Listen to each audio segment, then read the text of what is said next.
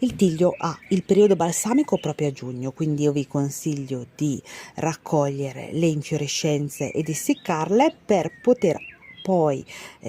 potervi fare degli infusi che vi aiuteranno a risolvere dei semplici disturbi. Vi ricordo che il tiglio ha proprietà sedative e diaforetiche,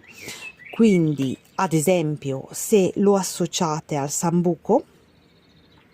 potete farvi un infuso che vi aiuta in caso ad esempio di febbre, oppure quei malanni un pochettino invernali. Ha effetti sedativi, quindi ad esempio potreste usarlo da solo, usandolo circa 3 grammi di tiglio essiccato, di fiori di tiglio essiccato di 100 ml per farvi un infuso rilassante, oppure associarlo ad altre botaniche che hanno le stesse proprietà, come ad esempio il lotus che ha proprio il periodo balsamico in questo